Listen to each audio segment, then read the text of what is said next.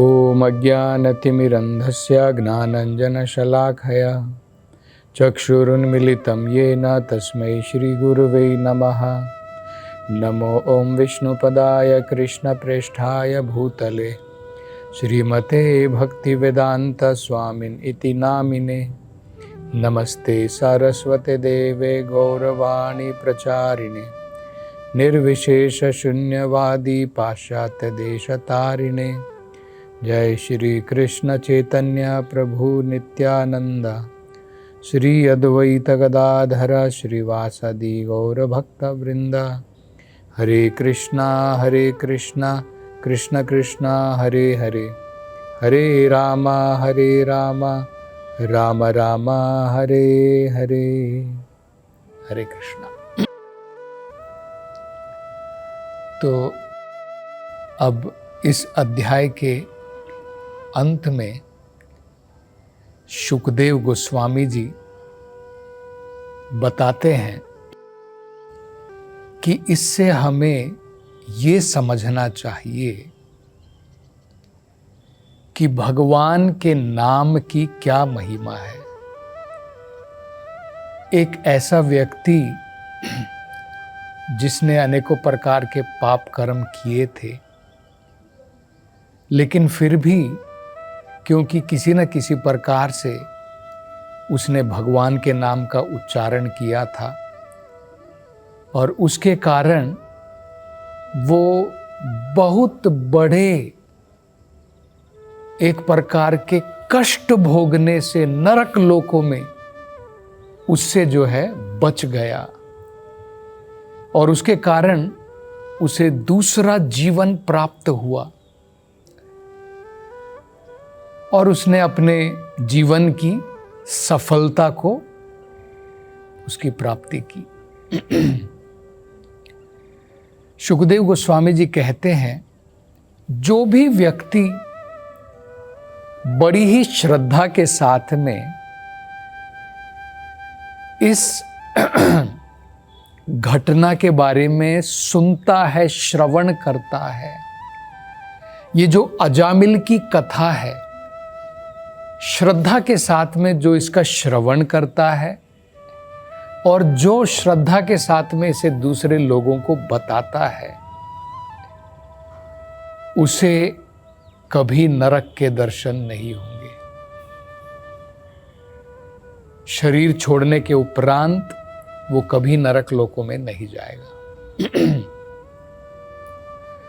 तो उसके साथ में वो ये अध्याय समाप्त करते हैं।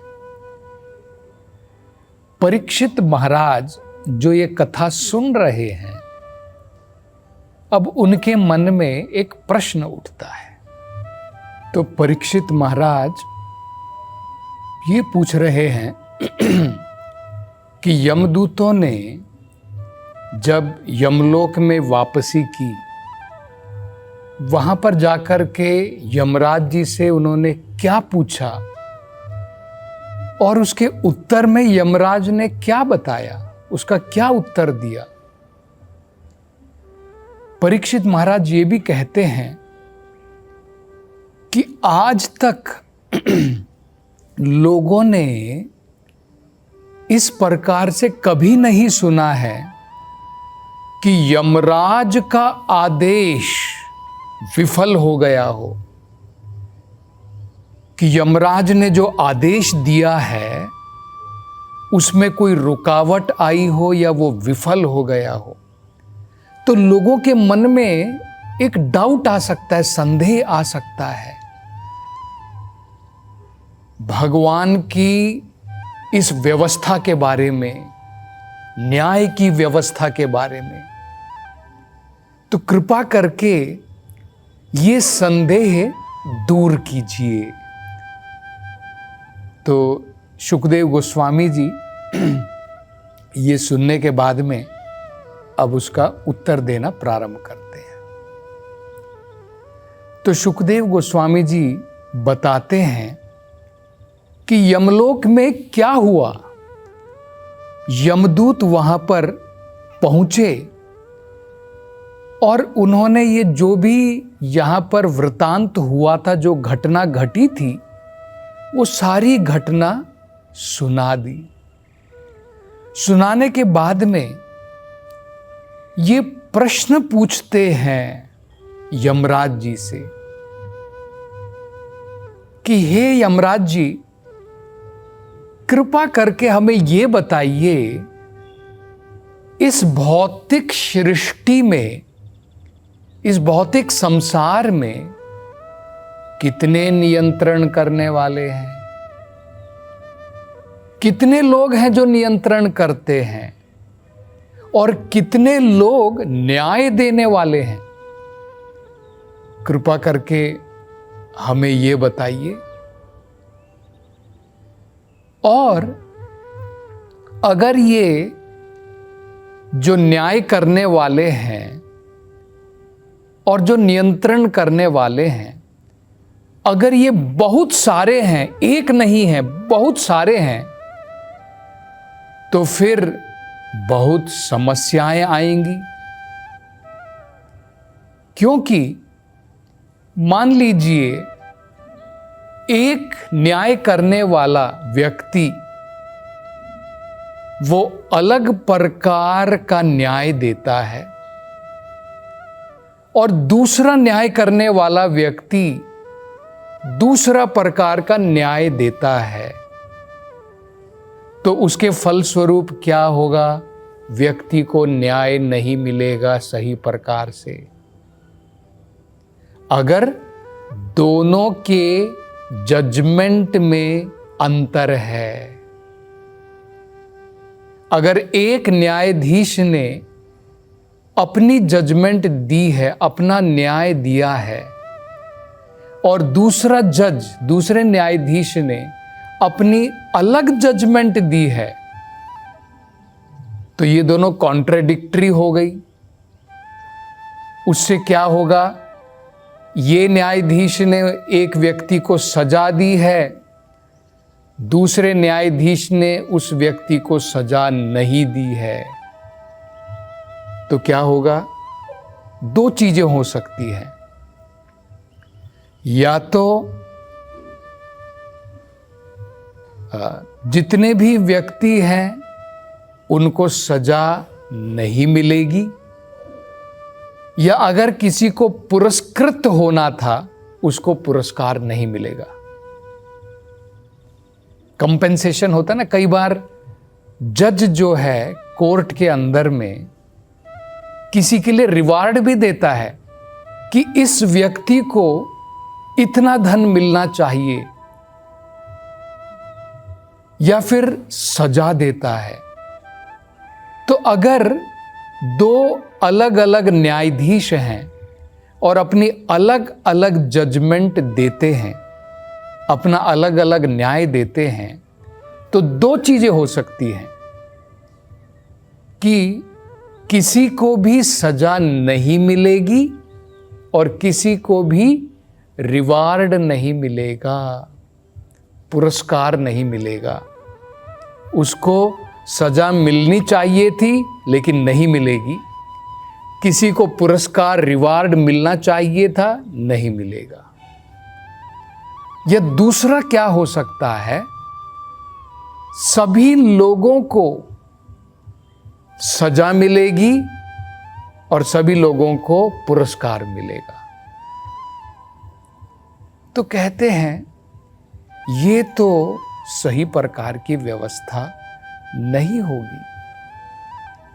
ये बड़ा महत्वपूर्ण उन्होंने प्रसंग यहां पर उठाया है। हम भी देख सकते हैं इस भौतिक संसार के अंदर में कई बार ऐसा होता है। एक व्यक्ति लोअर कोर्ट में जाता है, जो प्राथमिक न्यायालय होता है वहां पर जाता है, लोकल कोर्ट उसे कहते हैं। मान लीजिए वहां पर उसको सजा दे दी गई कि तुम्हें 10 साल की सजा मिलेगी, लेकिन वो दूसरे कोर्ट में जाता है, अपील करता है हाई कोर्ट में, और हाई कोर्ट जो है अपनी जजमेंट में वो जजमेंट देते हैं, न्यायाधीश जो है न्याय देता है कि ये व्यक्ति बेकसूर है, इसको कोई सजा नहीं मिलेगी। तो अब देखिए, व्यक्ति तो वही है, घटना भी एक ही घटी थी, लेकिन दो लोग अलग अलग न्याय दे रहे हैं। लॉ तो एक ही है, कॉन्स्टिट्यूशन तो एक ही है, संविधान तो एक ही है, लेकिन दो लोग अलग अलग न्याय दे रहे हैं, तो वो जस्टिस नहीं होगी। ये बड़ी महत्वपूर्ण बात जो है ये कह रहे। अगला वो कहते हैं कि हे यमराज जी, अलग अलग न्याय करने वाले लोग हो सकते हैं। जिस प्रकार से एक सम्राट होता है, सम्राट के अंतर्गत में बहुत सारे छोटे छोटे राजा होते हैं, लेकिन उन सब को जो सम्राट का जो आदेश है सबको पालन करना पड़ता है। ठीक इसी प्रकार से अलग अलग लोग अलग अलग प्रकार के कर्म करते हैं और उनको न्याय देने वाले अलग अलग अथॉरिटी हो सकती है, अलग अलग न्याय देने वाले लोग हो सकते हैं। जैसे उदाहरण के तौर पर कोई व्यक्ति चोरी करता है तो राजा उसको दंड देता है, वो भी एक प्रकार से न्याय कर रहा है। लेकिन वो कहते हैं इन सब के ऊपर एक कॉमन लॉ होना चाहिए, सेंट्रल लॉ होना चाहिए। जिस प्रकार से सम्राट एक है, उसके नीचे बहुत सारे छोटे छोटे राजा हैं, इसी प्रकार से सुप्रीम न्यायाधीश जो सबसे परम न्याय करने वाला है वो एक होना चाहिए और उसके आदेश का सबको पालन करना चाहिए। अन्यथा क्या होगा, उस व्यक्ति को सही प्रकार से न्याय नहीं मिलेगा। गलत व्यक्ति को सजा हो सकती है, या फिर जिसको सजा होनी चाहिए थी वो छूट सकता है और मजे कर सकता है। तो ये बहुत महत्वपूर्ण प्रसंग यहां पर यमदूतों ने उठाया है। जिस प्रकार से इस भौतिक संसार में भी हम देख सकते हैं, लॉ या कॉन्स्टिट्यूशन एक ही होता है जो गवर्नमेंट के द्वारा दिया जाता है। उसका पालन सभी न्याय करने वालों को करना चाहिए, चाहे वो लोअर कोर्ट वाला हो, चाहे हाई कोर्ट हो या फिर सुप्रीम कोर्ट हो। जो गवर्नमेंट ने जो कॉन्स्टिट्यूशन दिया है, जो लॉ बनाए हैं, उसका पालन सभी को करना है। तो उसमें डिफरेंस नहीं आ सकता है, क्योंकि चाहे लो कोर्ट वाला हो, हाई कोर्ट वाला हो, सुप्रीम कोर्ट वाला हो, सबको पता होना चाहिए कि भाई ये व्यक्ति, इसने ये गलत काम किया है, इसे सजा मिलनी चाहिए। तो अलग अलग न्याय नहीं मिल सकता है। तो ये जानना चाहते हैं यमराज जी से कि क्या वो सुप्रीम अथॉरिटी, सुप्रीम न्याय करने वाले, परम न्याय करने वाले, क्या वो यमराज स्वयं है? क्योंकि वो तो यही सोच रहे थे कि परम न्याय करने वाले स्वयं वे हैं।